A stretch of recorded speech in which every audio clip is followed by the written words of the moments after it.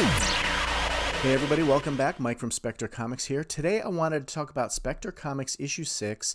I've completed all of the edits. The comic itself is ready to go. I am still working on the cover, and I'm still working on that video of creating the cover, so that'll be upcoming.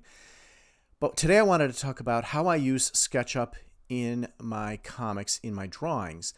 And I did do a video several months back where I actually created a SketchUp model, and then I showed you how I used it on a comic panel for a scene. But today I wanted to kind of take it a step further and talk about a bunch of the models I've built and then show you the actual model. We'll rotate the model, talk about it, and then we'll see how it actually gets inserted into a scene and what it looks on a final page. So we'll jump right into that. We'll get right into my SketchUp online account. So let's take a look right now. So Google used to let you download a free version of the SketchUp app, download it to your computer, and then use the free version basically without any issues. Now they did have a paid version which had a lot more features, but most of the time you can get by just, in a casual way by using the free version. So they don't do that anymore. I still do have a free version on my computer here. I think it's version 6 or 7. However, in order to get the most current features and actually to store the files on the cloud, I created the free account online, and then you basically tie it to your Gmail account, and that's what I did. So I took my old models, I uploaded them into the account, so you can create you can create a new file, a new model, or you can open an old model and it'll store it here on the cloud. And actually this is great because I don't lose my files then. They're always just stored here. I did have a little fiasco with the computer, which it got wiped, and I lost some of the old files I had. So luckily most of them I saved here and was able to use them. But let's get into taking a look at the models. So we'll start with the smallest one, which is the main captain's chair on the bridge of the Zebulon. You can see that I use the Zebulon chair a lot because we have a lot of scenes on the bridge. So I use this chair rotated in a lot of different directions, and I wanted to just model it and make sure I draw it consistently all the time. So as you can see, the chair basically hovers on this pad, which is mounted, and the chair can swivel around, but it's basically locked magnetically to this pad here. The chair has a lot of features like grips that pop up on the armrest, and that allows Spark to manually steer the ship when needed in the case of an emergency, like in issue 4. Basically Spark's captain's chair here. He also has a computer console which pops up in front of him. I did not model that here, but you will see it when we take a look at the page. So this is the 360 view of the captain's chair, again used in many, many scenes in Spectre Comics. Let's take a look now at what it looks like on a page. So Spark's sitting in the chair. He's surrounded by Arco and Storbo and some of the other characters in the scene. I do a lot of scenes here on the bridge of the Zebulon because they're always flying somewhere. And one day, I haven't actually done this yet, but one day I do want to model the entire bridge so that I always have a consistent view and I can rotate it around, see what it looks like. I do draw this so often that I don't really have to have a model of it, but it would be actually nice and probably a little more consistent if I did. So if I do build a model of that, I will definitely do a video and walk through the process. So let's take a look at another model. And let's actually go to the Great Hall and take a look at the Great Hall. The Great Hall is the main government building on Zantibar. Zantibar is the homeworld of the Spectre. The Spectre are known as Tabari. They are inhabitants of the world Zantibar. And this is the Great Hall. And you can see the Great Hall is basically has a grand entrance on some monument steps.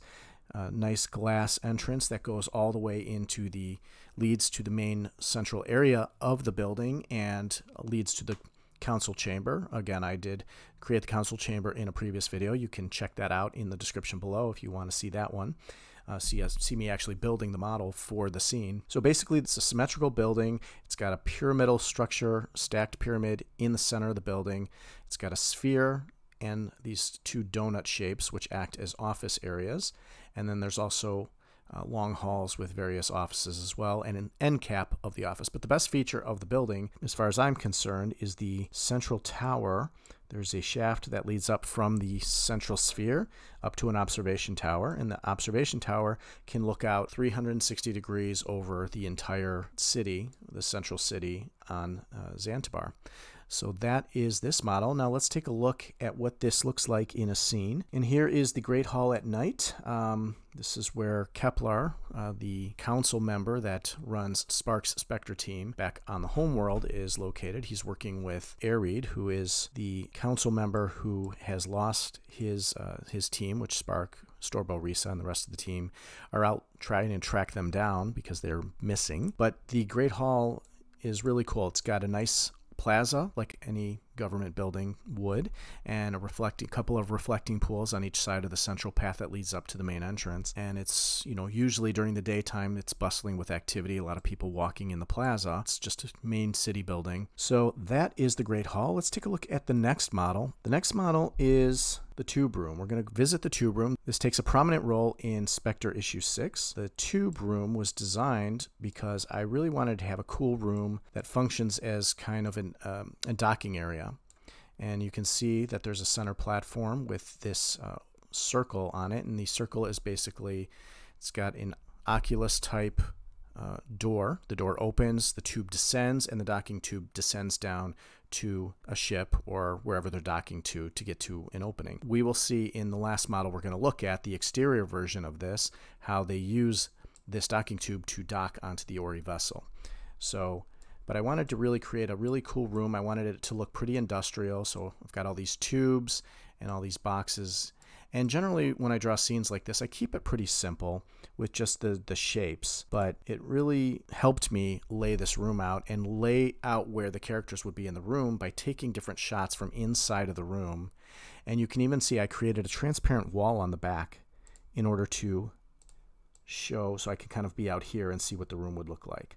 But I wanted to design the door to the room as well. So I designed the door, but I wanted to keep the wall transparent in case I needed to see what was going on kind of behind it. So that is the tube room, and let's take a look at what it looks like in a scene. And you can see they're talking about their plan on how to dock to the Ori vessel, and they're just around the tube and talking about how they're going to do it. So this model was very helpful in creating this scene, and it does take a prominent role. We see it in multiple scenes throughout this issue of the book, issue 6, Spectre Comics. So let's take a look at our next model, which will be the Ori mining facility and the landing platform for the Ori vessel.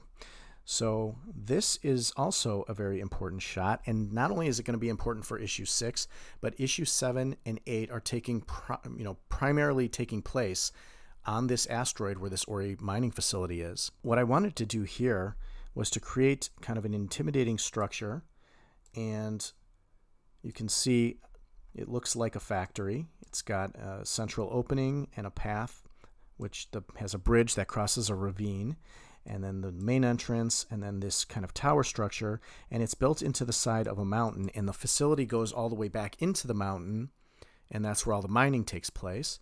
It's got 2 fuel stations on either side, and then it's got all these industrial-looking louvers to kind of make it look like a factory or some sort of facility, industrial facility.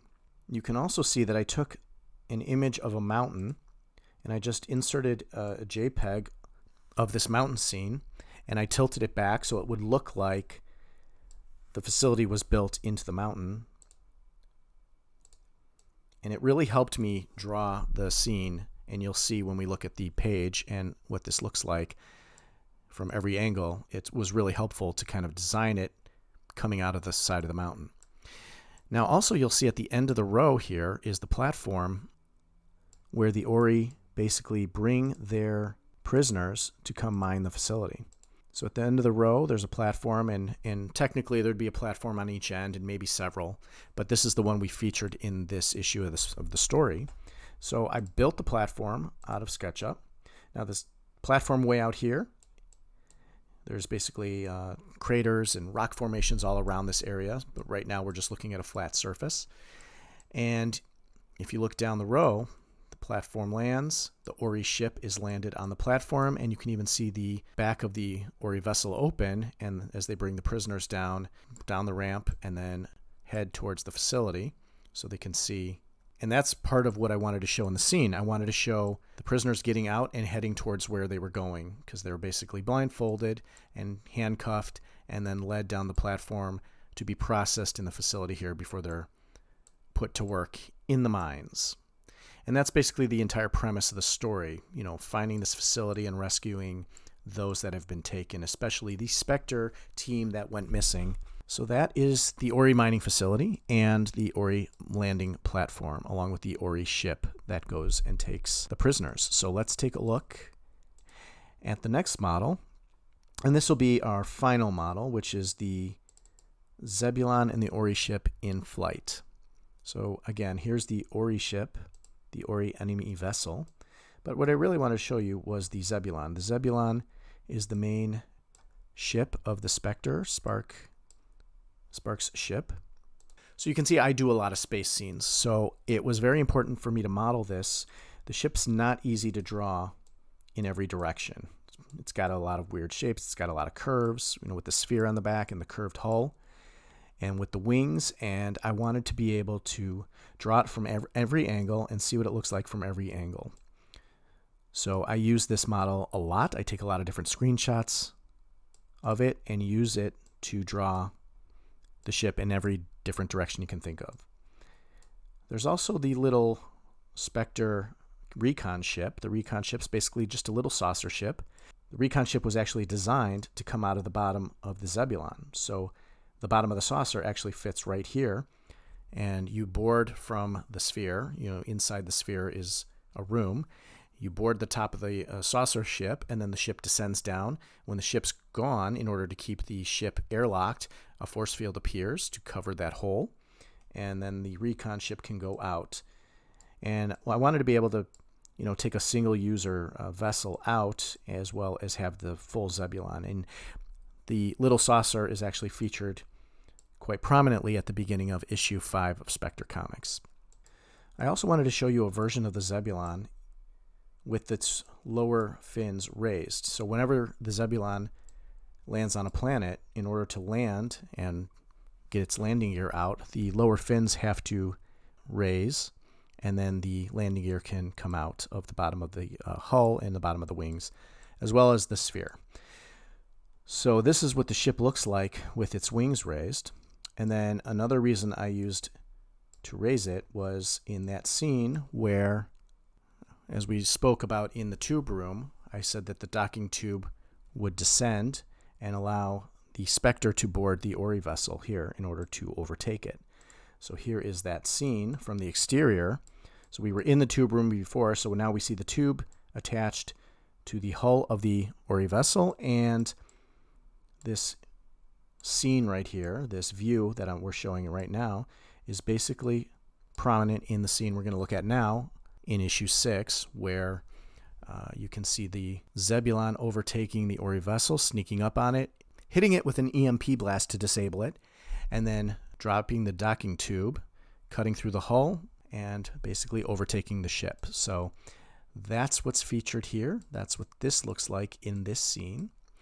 And that's it for all of the SketchUp models and what they look like in a finished scene. So the reason I use SketchUp to model things in 3D for my comics is several reasons. One, it helps me see things from a different perspective.